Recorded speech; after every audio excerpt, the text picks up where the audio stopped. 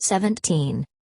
Gros Gaston, in his prissy way, had liked to make presents just a prissy wee bit out of the ordinary, or so he prissily thought. Noticing one night that my box of chessmen was broken, he sent me next morning, with a little lad of his, a copper case. It had an elaborate oriental design over the lid and could be securely locked. Once glance sufficed to assure me that it was one of those cheap money boxes called for some reason Louisettas that you buy in Algiers and elsewhere, and wonder what to do with afterwards. It turned out to be much too flat for holding my bulky chessmen, but I kept it, using it for a totally different purpose. In order to break some pattern of fate in which I obscurely felt myself being enmeshed, I had decided, despite Lo's visible annoyance, to spend another night at Chestnut Court. Definitely waking up at 4 in the morning, I ascertained that Lo was still sound asleep, mouth open, in a kind of dull amazement at the curiously inane life we all had rigged up for her, and satisfied myself that the precious contents of the Louisetta were safe. There, snugly wrapped in a white woolen scarf, lay a pocket automatic, caliber .32. Capacity of magazine 8 cartridges, length a little under 1/9 of Lolita's length, stock checked walnut, finish full blued. I had inherited it from the late Harold Hayes, with a 1938 catalog which cheerily said, in part, particularly well adapted for use in the home and car as well as on the person. There it lay, ready for instant service on the person or persons, loaded and fully cocked with the slide lock in safety position, thus precluding any accidental discharge. We must remember that a pistol is the Freudian symbol of the father's central forelimb. I was now glad I had it with me, and even more glad that I had learned to use it 2 years before, in the pine forest around my Aunt Charlotte's Glass Lake. Farlow, with whom I had roamed those remote woods, was an admirable marksman, and with his .38 actually managed to hit a hummingbird, though I must say not much of it could be retrieved for proof, only a little iridescent fluff. A burly ex-policeman called Kristovsky, who in the 20s had shot and killed 2 escaped convicts, joined us and bagged a tiny woodpecker completely out of season, incidentally. Between those 2 sportsmen I of course was a novice and kept missing everything, though I did wood a squirrel on a later occasion when I went out alone. "You like here," I whispered to my lightweight compact little chum, and then toasted it with a dram of gin. 18.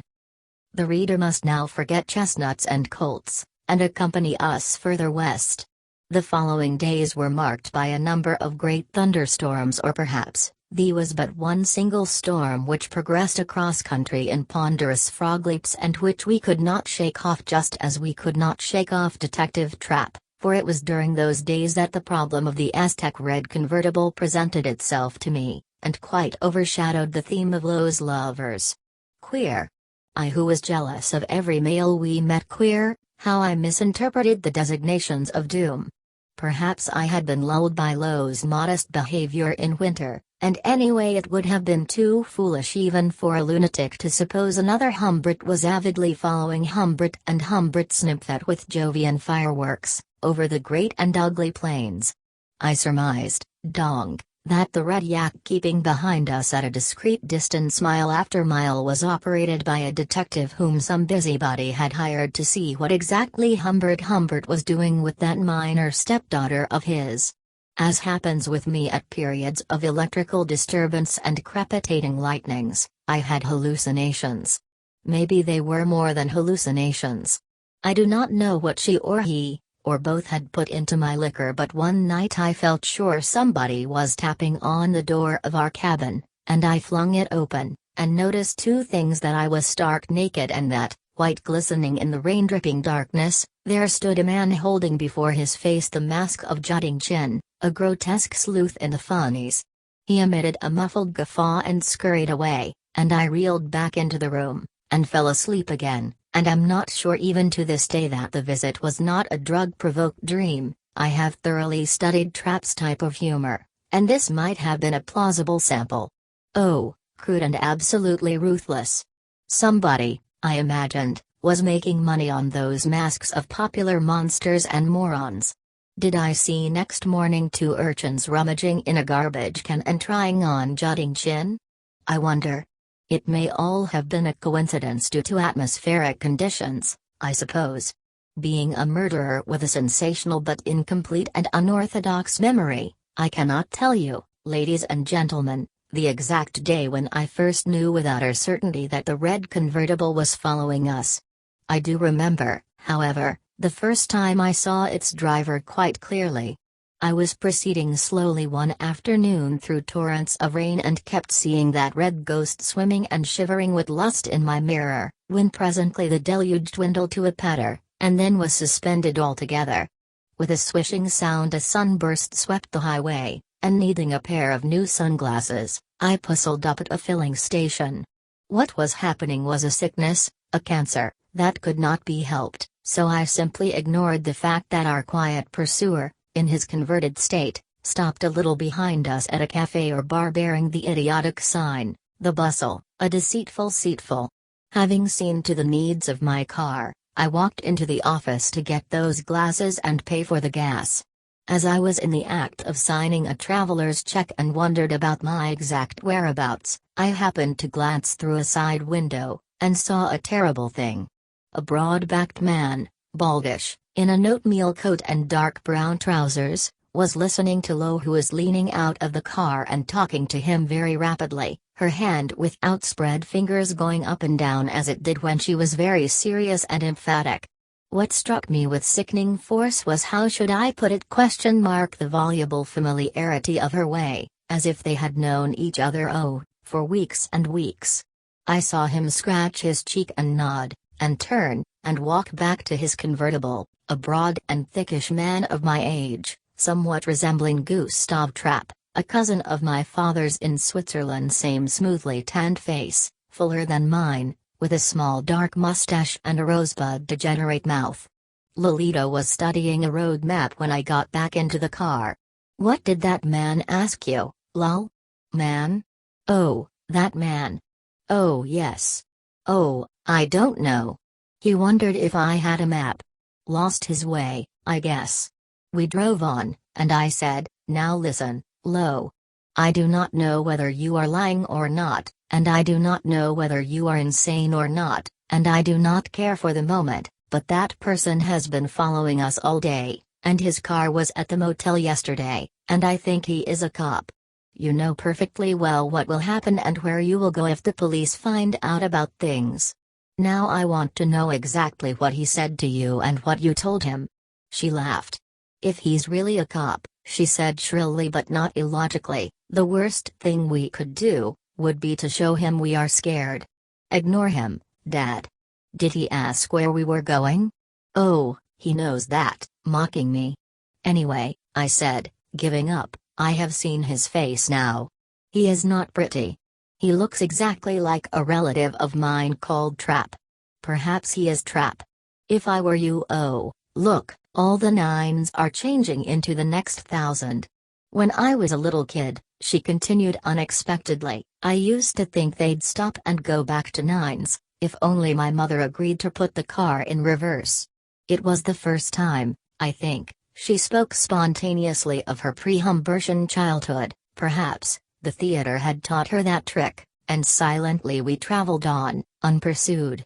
But next day, like pain in a fatal disease that comes back as the drug and hope wear off, there it was again behind us, that glossy red beast. The traffic on the highway was like that day, nobody passed anybody, and nobody attempted to get in between our humble blue car and its imperious red shadow, as if there were some spell cast on that interspace. A zone of evil mirth and magic, a zone whose very precision and stability had a glass-like virtue that was almost artistic. The driver behind me, with his stuffed shoulders and trappish mustache, looked like a display dummy, and his convertible seemed to move only because an invisible rope of silent silk connected it with our shabby vehicle. We were many times weaker than his splendid, lacquered machine, so that I did not even attempt to outspeed him. "O lundicurit nocta sequi. Oh softly run, nightmares." We climbed long grades and rolled downhill again, and heeded speed limits, and spared slow children, and reproduced in sweeping terms the black wiggles of curves on their yellow shields, and no matter how and where we drove, the enchanted interspace slid on intact, mathematical, mirage-like, the viatic counterpart of a magic carpet. And all the time I was aware of a private blaze on my right, her joyful eye, her flaming cheek. A traffic policeman, deep in the nightmare of crisscross streets at 4:30 p.m. in a factory town, was the hand of chance that interrupted the spell. He beckoned me on, and then with the same hand cut off my shadow. A score of cars were launched in between us, and I sped on, and deftly turned into a narrow lane. A sparrow alighted with a jumbo bread crumb, was tackled by another, and lost the crumb. When after a few grim stoppages and a bit of deliberate meandering, I returned to the highway, our shadow had disappeared. Lola snorted and said, "If he is what you think he is, how silly to give him the slip." "I have other notions by now," I said. "You should check them by keeping in touch with him, Father D," said Lo, writhing in the coils of her own sarcasm. "Gee, you are mean," she added in her ordinary voice. We spent a grim night in a very foul cabin, under a sonorous amplitude of rain, and with a kind of prehistorically loud thunder incessantly rolling above us. "I am not a lady and do not like lightning," said Lo, whose dread of electric storms gave me some pathetic solace. We had breakfast in the township of Soda, Pop. 1001.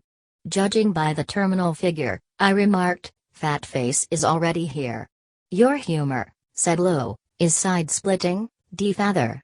We were in sagebrush country by that time, and there was a day or two of lovely release. I had been a fool, all was well, that discomfort was merely a trapped flatus, and presently the mesas gave way to real mountains, and, on time, we drove into Ace. Oh, disaster! Some confusion had occurred. She had misread a date in the tour book, and the magic cave ceremonies were over. She took it bravely, I must admit, and, when we discovered there was in Kurodaschweiss a summer theater in full swing, we naturally drifted toward it one fair mid-June evening. I really could not tell you the plot of the play we saw. A trivial affair, no doubt, with self-conscious light effects and a mediocre leading lady. The only detail that pleased me was a garland of 7 little graces, more or less immobile, prettily painted, bare-limbed 7 bemused pubescent girls in colored gauze that had been recruited locally, judging by the partisan flurry here and there among the audience, and were supposed to represent a living rainbow, which lingered throughout the last act, and rather teasingly faded behind a series of multiplied veils. I remember thinking that this idea of children colors had been lifted by authors Claire Quilty and Vivian Darkbloom from a passage in James Joyce, and that 2 of the colors were quite exasperatingly lovely: Orange, who kept fidgeting all the time, and Emerald, who, when her eyes got used to the pitch-black pit where we all heavily sat, suddenly smiled at her mother or her protector. As soon as the thing was over, and manual applause, a sound my nerves cannot stand, began to crash all around me, I started to pull and push Lo toward the exit, in my so natural amorous impatience to get her back to our neon blue cottage in the stunned, starry night. I always say nature is stunned by the sights she sees. Dolly Lo, however, lagged behind, in a rosy daze, her pleased eyes narrowed, her sense of vision swamping the rest of her senses to such an extent that her limp hands hardly came together at all in the mechanical action of clapping they still went through. I had seen that kind of thing in children before, but, by God, this was a special child, myopically beaming at the already remote stage where I glimpsed something of the joint author's A man's tuxedo and the bare shoulders of a hawk-like, black-haired, strikingly tall woman. "You've again hurt my wrist, you brute," said Lolita in a small voice as she slipped into her car seat. "I am dreadfully sorry, my darling, my own ultraviolet darling," I said, unsuccessfully trying to catch her elbow, and I added, to change the conversation, to change the direction of fate, oh God, Vivian is quite a woman. I am sure we saw her yesterday in that restaurant, in Soda Pop." "Sometimes," said Lo, "you are quite revoltingly dumb. First, Vivian is the male author, the gal author is Claire, and second, she is 40, Married and has Negro blood. I thought, I said, kidding her, Quilty was an ancient flame of yours, in the days when you loved me, in sweet old Ramsdale. What? Countered Lo, her features working. That fat dentist? You must be confusing me with some other fast little article. And I thought to myself how those fast little articles forget everything, while we, old lovers, treasure every inch of their nymphancy. 19. With Lo's knowledge and assent, the two post offices given to the Beardsley postmaster as forwarding addresses were P.O. Wace and P.O. Elphinstone. Next morning we visited the former and had to wait in a short but slow queue. Serene Lo studied the rogues gallery. Handsome Brian Bryansky, alias Anthony Bryan, alias Tony Brown, eyes hazel, complexion fair, was wanted for kidnapping. A sad-eyed old gentleman's faux pas was mail fraud, and, as if that were not enough, he was cursed with deformed arches. Sullen Sullivan came with a caution, is believed armed, and should be considered extremely dangerous. If you want to make a movie out of my book, have one of these faces gently melt into my own, while I look. And moreover there was a smudgy snapshot of a missing girl, age 14, wearing brown shoes when last seen, rhymes. Please notify Sheriff Buller. I forget my letters. As to Dolly's, there was her report and a very special-looking envelope. This I deliberately opened and perused its contents. I concluded I was doing the foreseen since she did not seem to mind and drifted toward the newsstand near the exit. Dolly Lo, well, the play was a grand success. All three hounds lay quiet, having been slightly drugged by Cutler, I suspect, and Linda knew all your lines. She was fine, she had alertness and control, but lacked somehow the responsiveness, the relaxed vitality, the charm of my and the author's Diana, but there was no author to applaud us as last time, and the terrific electric storm outside interfered with our own modest offstage thunder. Oh dear, life does fly. Now that everything is over, school, play, the Roy mess, mother's confinement, our baby, alas, did not live, it all seems such a long time ago, though practically I still bear traces of the pain. We are going to New York after tomorrow, and I guess I can't manage to wriggle out of accompanying my parents to Europe. I have even worse news for you. Dolly Lo. I may not be back at Beardsley if and when you return. With one thing and another, one being you know who, and the other not being who you think you know, Dad wants me to go to school in Paris for 1 year while he and Fulbright are around. As expected, poor poet stumbled in scene 3 when arriving at the bit of French nonsense. Remember? Ni manque pas de dire Thornton amant, Chimone, comme la laga state beau car il faut Quilty mean. Lucky beau. Quilty, what a tongue twister. Well, be good, La Icons. Best love from your poet, and best regards to the governor. Your Mona. P.S. Because of one thing and another, my correspondence happens to be rigidly controlled. So better wait till I write you from Europe. She never did as far as I know.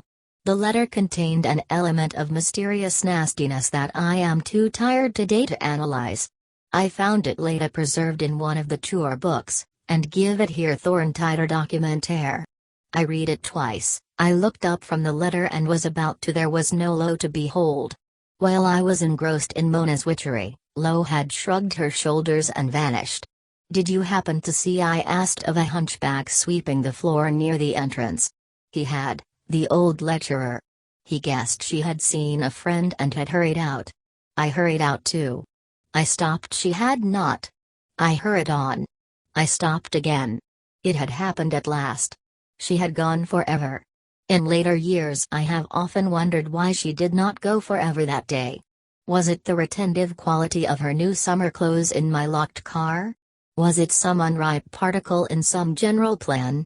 Was it simply because, all things considered, I might as well be used to convey her to Elphinstone, the secret terminus, anyway? I only know I was quite certain she had left me forever. The non-committal Mauve Mountains half encircling the town seemed to me to swarm with panting, scrambling, laughing, panting Lolitas who dissolved in their haze. A big W made of white stones on a steep talus in the far vista of a cross street seemed the very initial of woe. The new and beautiful post office I had just emerged from stood between a dormant movie house and a conspiracy of poplars. The time was 9 a.m. Mountain Time. The street was charming it into beauty, was one of those fragile young summer mornings with flashes of glass here and there and a general air of faltering and almost fainting at the prospect of an intolerably torrid noon.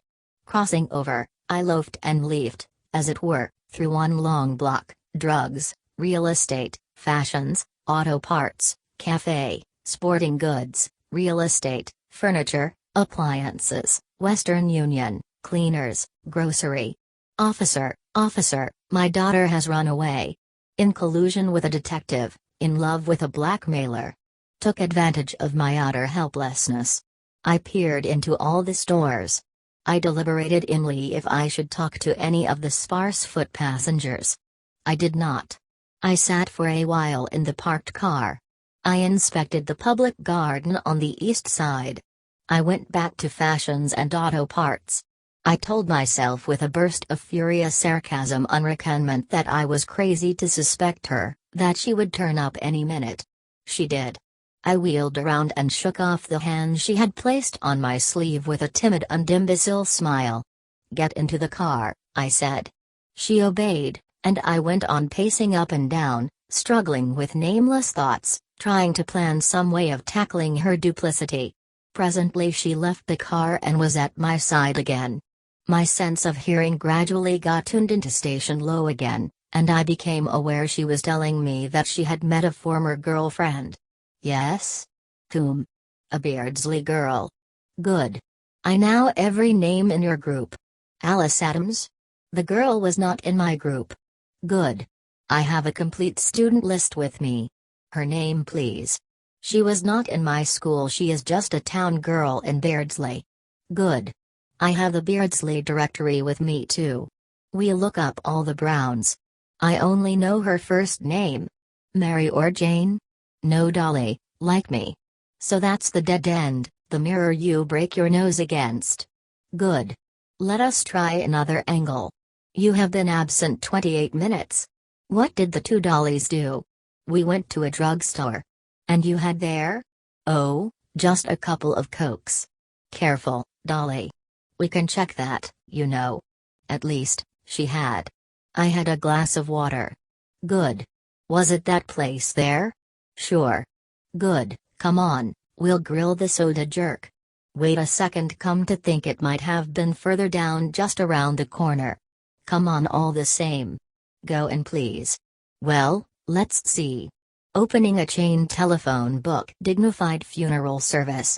No, not yet. Here we are. Druggist's Retail. Hill Drug Store. Larkin's Pharmacy. And two more. That's always seems to have in the way of soda fountains, at least in the business section. Well, we will check them all. Go to hell, she said. Low, rudeness will get you nowhere. Okay, she said. But you're not going to trap me. Okay, so we did not have a pop. We just talked and looked at dresses in show windows. Which? That window there, for example? Yes, that one there, for example. Oh, Lo. Let's look closer at it. It was indeed a pretty sight. A dapper young fellow was vacuum cleaning a carpet upon which stood two figures that looked as if some blast had just worked havoc with them.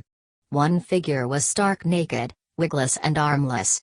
Its comparatively small stature and smirking pose suggested that when clothed it had represented, and would represent when clothed again, a girl child of Lolita's size.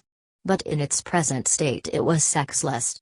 Next to it, stood a much taller veiled bride, quite perfect and intact except for the lack of one arm. On the floor, at the feet of these damsels, where the man crawled about laboriously with his cleaner, there lay a cluster of 3 slender arms, and a blonde wig. 2 of the arms happened to be twisted and seemed to suggest a clasping gesture of horror and supplication. Look, Lo, I said quietly. Look well. Is not that a rather good symbol of something or other? However, I went on as we got back into the car, I have taken certain precautions. Here, delicately opening the glove compartment. On this pad I have our boyfriend's car number. As the ass I was, I had not memorized it. What remained of it in my mind were the initial letter and the closing figure, as if the whole amphitheater of 6 signs receded concavely behind a tinted glass too opaque to allow the central series to be deciphered, but just translucent enough to make out its extreme edges a capital P and a 6. I have to go into those details, which in themselves can interest only a professional psychologue, because otherwise the reader, if I could visualize him as a blonde-bearded scholar with rosy lips sucking la pomme de sucre as he quaffs my manuscript, might not understand the quality of the shock I experienced upon noticing that the P had acquired the bustle of a B and that the 6 had been deleted altogether. The rest, with erasures revealing the hurried shuttle smear of a pencil's rubber end, and with parts of numbers obliterated or reconstructed in a child's hand, presented a tangle of barbed wire to any logical interpretation. All I knew was the state one adjacent to the state Beardsley was in. I said nothing. I put the pad back, closed the compartment, and drove out of Wace.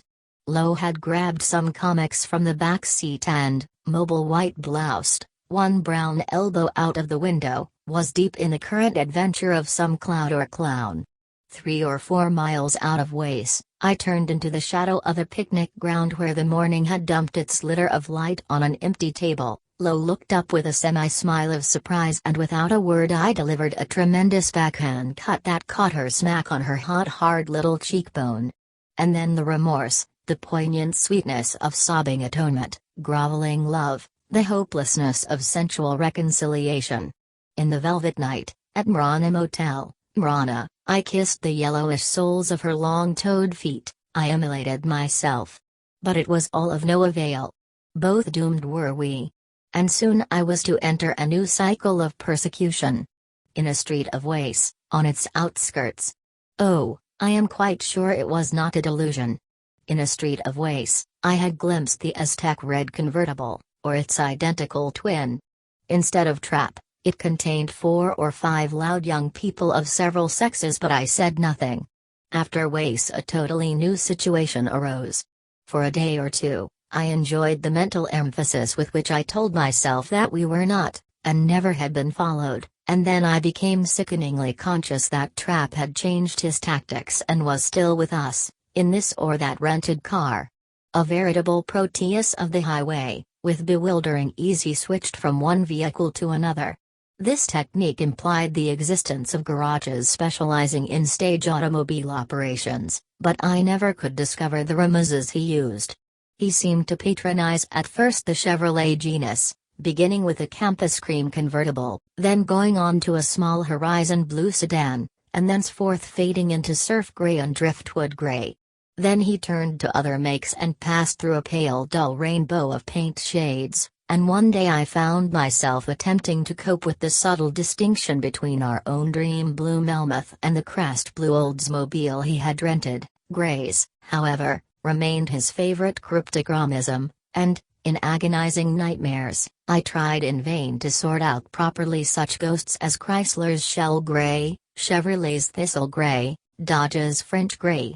The necessity of being constantly on the lookout for his little mustache and open shirt or for his baldish pate and broad shoulders led me to a profound study of all cars on the road behind, before, alongside, coming, going, every vehicle under the dancing sun, the quiet vacationist's automobile with the box of tender touch tissues in the back window, the recklessly speeding jalopy full of pale children with a shaggy dog's head protruding, and a crumpled mudguard, the bachelor's Tudor sedan crowded with suits on hangers, the huge fat house trailer weaving in front, immune to the Indian file of fury boiling behind it, the car with the young female passenger politely perched in the middle of the front seat to be closer to the young male driver, the car carrying on its roof a red boat bottom up.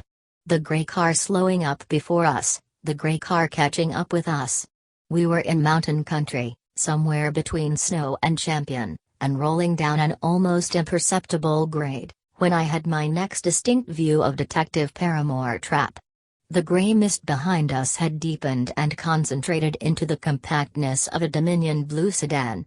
All of a sudden, as if the car I drove responded to my poor heart's pangs, we were slithering from side to side, with something making a helpless plap plap plap under us. "You got a flat, mister," said cheerful Lo. I pulled up near a precipice. She folded her arms and put her foot on the dashboard. I got out and examined the right rear wheel. The base of its tire was sheepishly and hideously square. Trap had stopped some 50 yards behind us. His distant face formed a grease spot of mirth. This was my chance. I started to walk towards him with the brilliant idea of asking him for a jack-through I had won.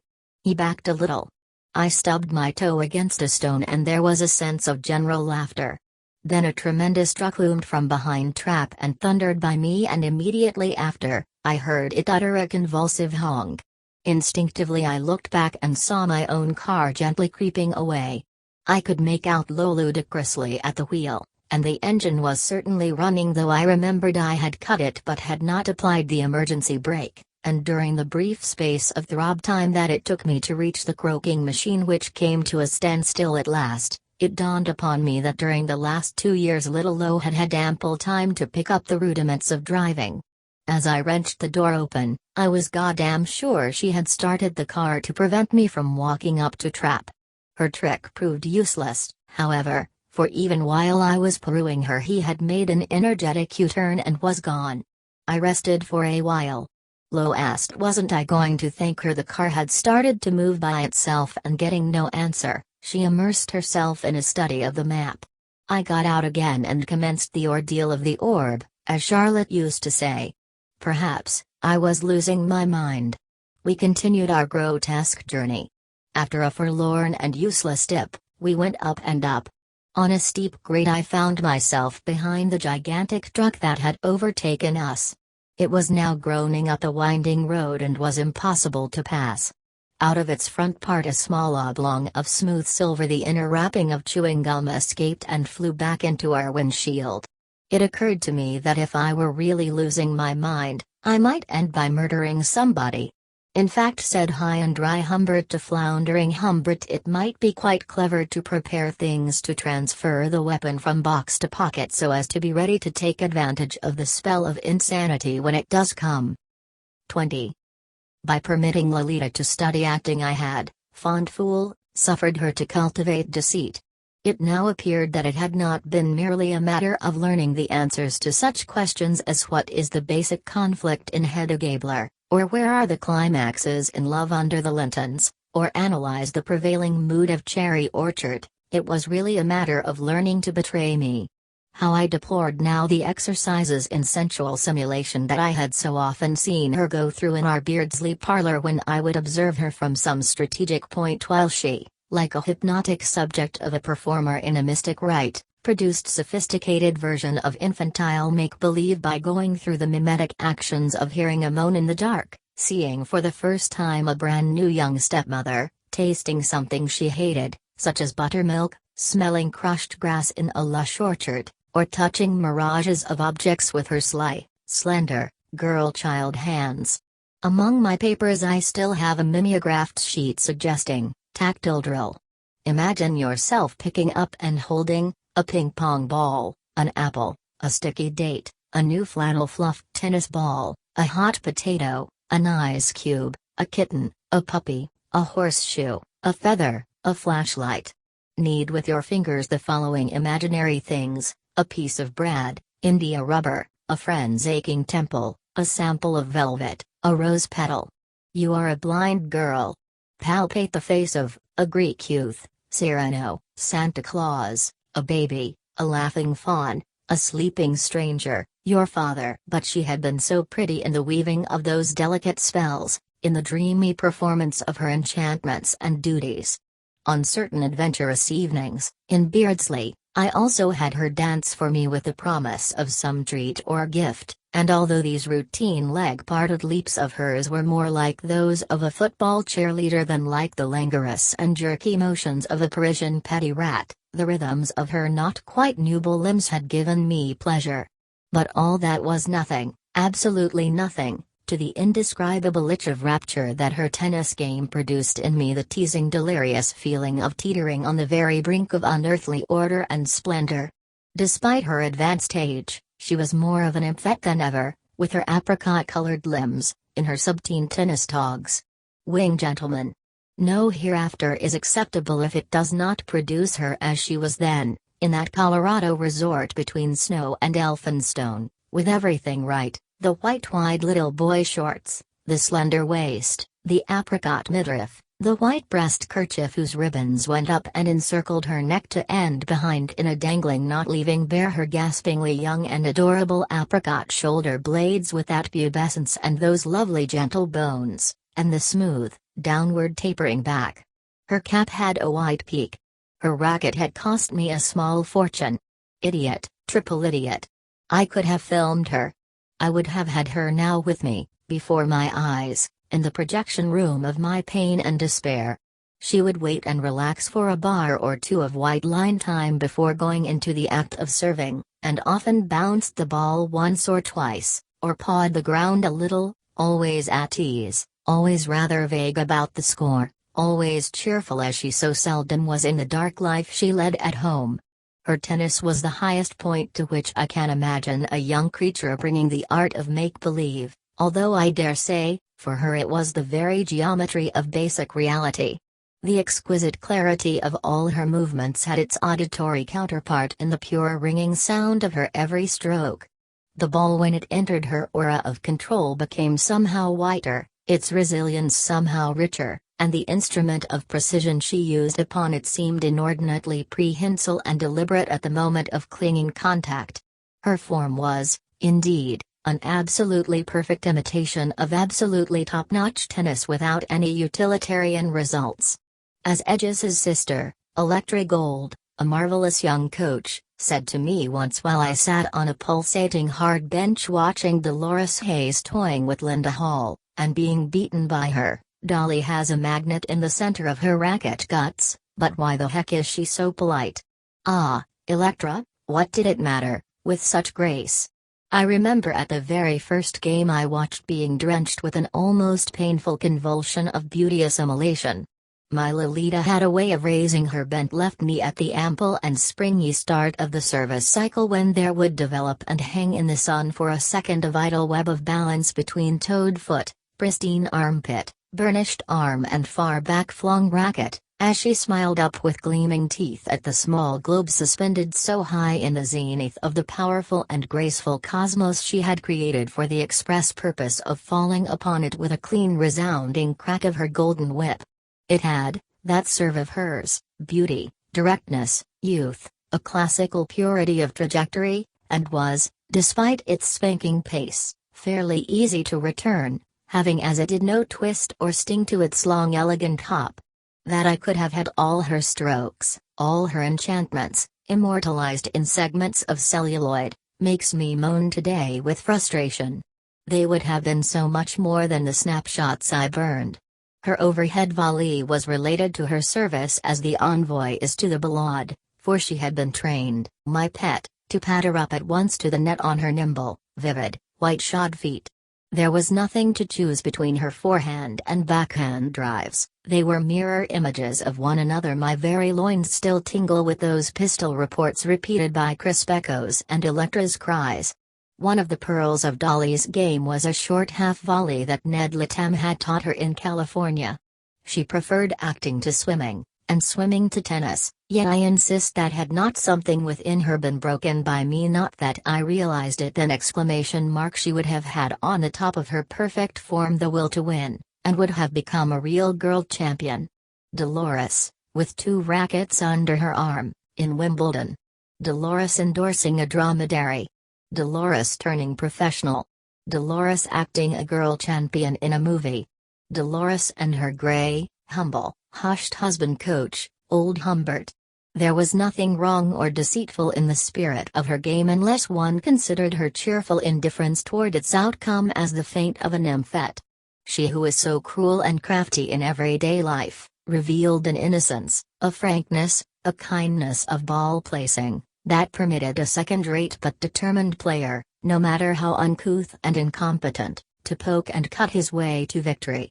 Despite her small stature, she covered the 1,053 square feet of her half of the court with wonderful ease, once she had entered into the rhythm of a rally, and as long as she could direct that rhythm, but any abrupt attack, or sudden change of tactics on her adversary's part, left her helpless. At match point, her second serve, which rather typically was even stronger and more stylish than her first, for she had none of the inhibitions that cautious winners have, would strike vibrantly the hard chord of the net and ricochet out of court. The polished gem of her drop shot was snapped up and put away by an opponent who seemed four-legged and wielded a crooked paddle. Her dramatic drives and lovely volleys would candidly fall at his feet. Over and over again she would land an easy one into the net and merrily mimic dismay by drooping in a ballet attitude, with her forelocks hanging. So sterile were her grace and whipper that she could not even win from panting me and my old-fashioned lifting drive. I suppose I am especially susceptible to the magic of games. In my chess sessions with Gaston, I saw the board as a square pool of limpid water with rare shells and stratagems rosily visible upon the smooth tessellated bottom, which to my confused adversary was all ooze and squid cloud.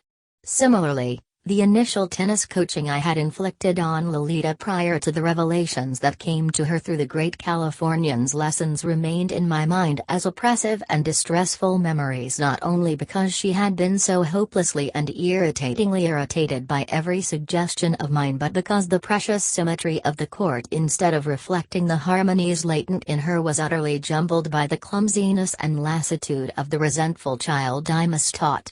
Now things were different. And on that particular day, in the pure air of Champion, Colorado, on that admirable court at the foot of Seepstone stairs leading up to Champion Hotel where we had spent the night, I felt I could rest from the nightmare of unknown betrayals within the innocence of her style, of her soul, of her essential grace. She was hitting hard and flat, with her usual effortless sweep, feeding me deep skimming balls all so rhythmically coordinated and overt as to reduce my footwork to practically a swinging stroll. Crack players will understand what I mean. My rather heavily cut serve that I had been taught by my father, who had learned it from de Cugas or Borman, old friends of his and great champions, would have seriously troubled my low, had I really tried to trouble her. But who would upset such a lucid dear? Did I ever mention that her bare arm bore the 8 of vaccination? That I loved her hopelessly? That she was only 14? An inquisitive butterfly passed, dipping, between us. 2 people in tennis shorts, a red-haired fellow only about 8 years my junior, and an indolent dark girl with a moody mouth and hard eyes, about 2 years Lolita's senior, appeared from nowhere. As is common with dutiful tyros, their rackets were sheathed and framed, and they carried them not as if they were the natural and comfortable extensions of certain specialized muscles, but hammers or blunderbusses or wimbles, or my own dreadful cumbersome sins.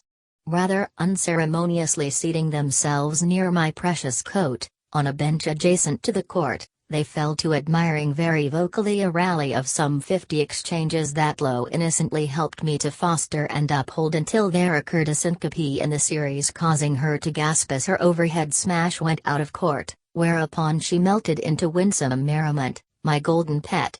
I felt thirsty by then, and walked to the drinking fountain. There Red approached me and in all humility suggested a mixed double. "I am Bill Meade," he said. "And that's Faye Page, actress. Ma fiancée," he added, pointing with his ridiculously hooded racket at polished Faye, who was already talking to Dolly.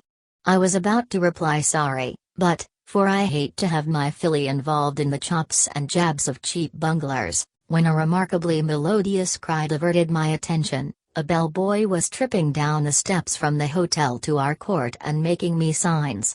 I was wanted, if you please, on an urgent long-distance call, so urgent in fact that the line was being held for me. Certainly. I got into my coat, inside pocket heavy with pistol, and told Lo I would be back in a minute. She was picking up a ballon the continental foot racket way, which was one of the few nice things I had taught her, and smiled. She smiled at me. An awful kept my heart afloat as I followed the boy up to the hotel. This, to use an American term, in which discovery, retribution, torture, death, eternity appear in the shape of a singularly repulsive nutshell, was it? I had left her in mediocre hands, but it hardly mattered now. I would fight, of course. Oh, I would fight. Better destroy everything than surrender her. Yes, quite a climb. At the desk, dignified, Roman-nosed man, with, I suggest, a very obscure past that might reward investigation, handed me a message in his own hand. The line had not been held after all. The note said, Mr. Humbert. The head of Birdsley, sick, school called. Summer residence Birdsley 28282. Please call back immediately. Highly important. I folded myself into a booth, took a little pill, and for about 20 minutes tussled with space spooks. A quartet of propositions gradually became audible. Soprano, there was no such number in Beardsley. Alto, Miss Pratt was on her way to England. Tenor, Beardsley School had not telephoned. Bass, they could not have done so, since nobody knew I was, that particular day, in Champion, Colorado. Upon my stinging him, the Roman took the trouble to find out if there had been a long-distance call. There had been none. A fake call from some local dial was not excluded. I thanked him. He said, "You bet." After a visit to the Purling men's room and a stiff drink at the bar, I started on my return march. From the very first terrace I saw, far below, on the tennis court which seemed the size of a schoolchild's ill-wiped slate, golden Lolita playing in a double. She moved like a fair angel among three horrible Boschian cripples. One of these, her partner, while changing sides, jocosely slapped her on her behind with his racket. He had a remarkably round head and wore incongruous brown trousers. There was a momentary flurry. He saw me, and throwing away his racket, mine scuttled up the slope. He waved his wrists and elbows in a would-be comical imitation of rudimentary wings, as he climbed, bow-legged, to the street, where his grey car awaited him. Next moment he and the greyness were gone. When I came down, the remaining trio were collecting and sorting out the balls. Mr. Meade, who was that person? Bill and Fay, both looking very solemn, shook their heads. That absurd intruder had butted in to make up a double, hadn't he, Dolly? Dolly. The handle of my racket was still disgustingly warm.